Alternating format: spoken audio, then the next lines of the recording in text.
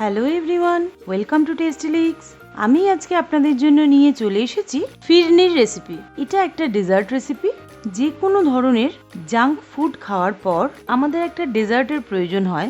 সেক্ষেত্রে বিরিয়ানি পোলাও খাওয়ার পর এই সুস্বাদু ডেজার্টটা ছাড়া আমাদের মিল কিন্তু কমপ্লিট হয় না। চলুন তাহলে দেখে নিই এটা করতে আমাদের কি কি প্রয়োজন।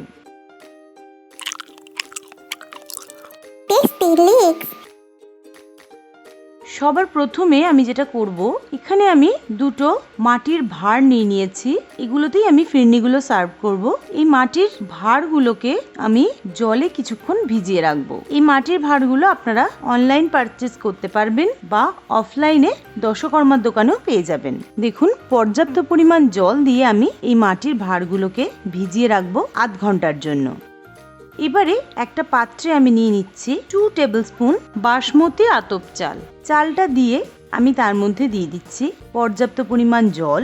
জলটা দিয়ে চালটাকে একটু ধুয়ে নিচ্ছি। এক্ষেত্রে বলে রাখি, ফিরনি তৈরির জন্য যে চাল ব্যবহার হয় সেটা কিন্তু খুব বেশি ধোয়ার প্রয়োজন হয় না। চালের স্টার্চটা ফিরনিতে খুব দরকারি, তাই জন্য মোটামুটি বাইরের কোটিংয়ে যেটুকু নোংরা থাকে সেটুকুনি ধুয়ে পরিষ্কার করে নিলেই যথেষ্ট। একবার জল দিয়ে নাড়াচাড়া করে জলটা আমি ফেলে ধুয়ে নিচ্ছি। এবারে এর মধ্যে আমি দিয়ে দিচ্ছি 1 কাপ পরিষ্কার জল। দিয়ে এটাকে ভিজিয়ে আমি রেখে দেবো আধ ঘন্টার জন্য। আধ ঘন্টা পর দেখুন এটা ভিজে অনেকটা ফুলে উঠেছে। এবারে অতিরিক্ত জলটুকু ফেলে দিয়ে আমি এটাকে একটা মিক্সিং জারে ট্রান্সফার করে নিচ্ছি। তার মধ্যে দিয়ে দিচ্ছি 2 টেবিল স্পুন জল। দিয়ে এটার একটা পেস্ট তৈরি করে নিচ্ছি। দেখুন, পেস্টটা আমার তৈরি হয়ে গেছে। এটা কিন্তু একদম ফাইন পেস্ট তৈরি হবে না। চালগুলো জাস্ট পুরোপুরি ভাঙবে, কিন্তু ডাস্ট তৈরি হবে না। দেখুন, আপনারা দেখলে বুঝতে পারছেন চালের ছোট ছোট দানাগুলো আমার হাতে লাগছে। এটা একদম তৈরি হয়ে গেছে। এবারে একটা কন্টেনারে এটা আমি ঢেলে নিচ্ছি। পুরো রান্নাটার জন্য আমি এখানে ব্যবহার করব 500 ml দুধ। সেই 500 ml দুধের থেকে 1/4 কাপ আমি এই মিক্সিং জারটার মধ্যে দিয়ে দিলাম। দিয়ে মিক্সিং জারটা খুব ভালো করে ধুয়ে যে চালের দানাগুলো রয়ে গেল সেটাও আমি পরিষ্কার করে নিয়ে নিলাম। দিয়ে চালটাকে আমি খুব ভালো করে দুধটার মধ্যে গুলে রাখলাম। এটাকে সাইড করে রেখে এবারে আমি ভিজিয়ে নেওয়া মাটির ভাঁড়গুলো জল থেকে তুলে নিচ্ছি। এটাকে জল থেকে তুলে আমি শোকাতে দিচ্ছি। এবারে একটা কড়াই গরম করে তার মধ্যে আমি নিয়ে নিচ্ছি দুধ। এখানে আমি 1/4 কাপ বাদ দিয়ে বাকি 500 গ্রাম দুধটা ব্যবহার করেছি। এক্ষেত্রে কিন্তু অবশ্যই ফুল ক্রিম মিল্ক ব্যবহার করবেন। দুধটা দিয়ে মিডিয়াম ফ্লেমে প্রথমে দুধটাকে কিছুক্ষণ ফুটতে দিতে হবে। দেখুন, মিনিট 2 মিডিয়াম ফ্লেমে নাড়াচাড়া করলেই দুধটা ফুটে উঠেছে। এবারে আমি এর মধ্যে দিয়ে দিচ্ছি দুধে গুলে রাখা চালের গুঁড়োটা। চালের গুঁড়োর মিশ্রণটা দেওয়ার সময় কিন্তু অবশ্যই একবার চামচ দিয়ে গুলে নেবেন। চালের গুঁড়োগুলো কিন্তু অনেকটাই ভারী, সেই জন্য এগুলো কিন্তু নিচে পড়ে থাকে। খুব ভালো করে গুলে নিয়ে আমি চালের গুঁড়োর মিশ্রণটা ফুটন্ত দুধের মধ্যে দিয়ে দিচ্ছি। দিয়ে লো ফ্লেমে এবার এটাকে রান্না করতে হবে। এই সময় কিন্তু কোনোভাবেই গ্যাসের ফ্লেমটা বাড়াবেন না, সেক্ষেত্রে কিন্তু রান্নাটা পুড়ে যেতে পারে। কোনো জায়গায় পোড়া লাগলে এটা টেস্টটা কিন্তু একদম নষ্ট হয়ে যাবে। এবারে এর মধ্যে আমি দিয়ে দিচ্ছি 1 পিঞ্চ স্যাফরন বা কেশর। কেশরটা দিয়ে খুব ভালো করে আমি দুধটার মধ্যে মিশিয়ে দিচ্ছি। দেখুন, কত সুন্দর একটা লেমন ইয়েলো কালার চলে আসলো। লো ফ্লেমে কন্টিনিউয়াসলি দুধটাকে নাড়তে হবে, তাহলে আস্তে আস্তে এর মধ্যে দেওয়া চালগুলো সেদ্ধ হতে থাকবে। যেভাবে আমরা পায়েস রান্না করি সেভাবেই এটা রান্না হবে, কিন্তু পায়েসের থেকে সময় অনেক কম লাগে এই ফিরনি তৈরি করতে।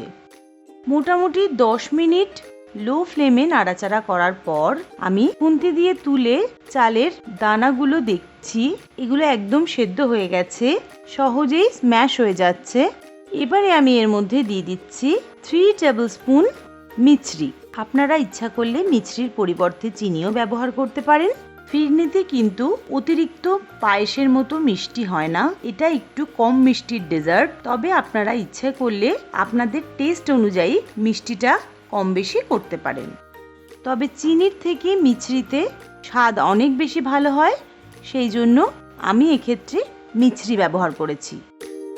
এবারে আমি এর মধ্যে দিয়ে দিচ্ছি 2 এলাচ গ্রেট করে। আপনারা ইচ্ছা করলে এখানে এলাচ গুঁড়োও ব্যবহার করতে পারেন।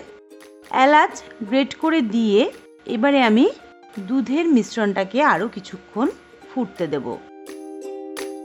আমি কিন্তু সেই প্রথম থেকে গ্যাসের ফ্লেমটা একবারও বাড়াইনি, লো ফ্লেমে কন্টিনিউয়াসলি এটাকে একটু ধৈর্য ধরে রান্না করতে হবে। দেখুন মিনিট 15 লো ফ্লেমে টোটাল রান্না করার পর দুধের মিশ্রণটা আমার অনেকটা ঘন হয়ে গেছে। এবারে এলাচের যে খোসা অতিরিক্ত ছিল সেগুলোকে আমি ওপর থেকে তুলে ফেলে দিচ্ছি। ফিরনিতে কোনো রকম এলাচ মুখে পড়লে সেটা খুবই বাজে লাগে। দেখুন মিশ্রণটা আমার রেডি হয়ে গেছে। কনসিস্টেন্সিটা আপনারা দেখে নিন। আমি একটা হাতা দিয়ে দেখে দিচ্ছি। হাতাটা এর মধ্যে ডোবালে হাতাটা কোট করে যাচ্ছে। এই কনসিস্টেন্সিতে চলে আসলে আমি গ্যাসের ফ্লেমটা অফ করে দিচ্ছি। এই কনসিস্টেন্সিতে রাখলে এটা ঠান্ডা হওয়ার পর অনেকটা জমাট বেঁধে যাবে। এবার আমি এটাকে প্লেটিং করে দিচ্ছি। উপর থেকে দিয়ে দিচ্ছি কিছু স্যাফরন আর দিয়ে দিচ্ছি পেস্তা কুচি। আপনারা ইচ্ছা করলে আপনাদের ইচ্ছে মতো ড্রাই ফ্রুটস দিয়ে এটা গার্নিশ করতে পারেন। দেখুন এটা আমার প্লেটিং হয়ে গেছে। এবারে এটা আমি ফ্রিজে রেখে দেবো ঘন্টা 3 জন্য। দেখুন 3 ঘন্টা পর এটা আমি ফ্রিজ থেকে বার করে নিয়ে এসেছি। এটা একদম ঠান্ডা হয়ে সেট হয়ে গেছে। এবার এটা আমি সার্ভ করে দিচ্ছি।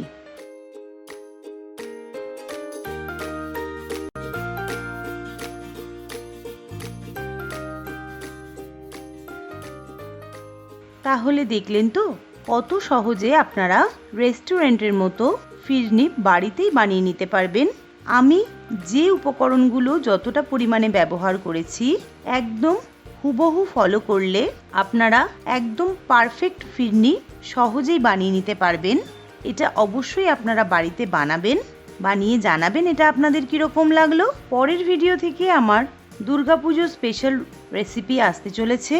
যারা এখনও আমার চ্যানেলটা সাবস্ক্রাইব করেননি তারা অবশ্যই আজই সাবস্ক্রাইব করুন পরবর্তী রেসিপির নোটিফিকেশন সবার প্রথমে পেতে। আজকের ভিডিওটা কেমন লাগলো সেটা অবশ্যই আমাকে কমেন্টে জানাবেন। আর আমার চ্যানেলটা ভালো লাগলে অবশ্যই লাইক করবেন, শেয়ার করবেন, সাবস্ক্রাইব করে আমার পাশে থাকবেন।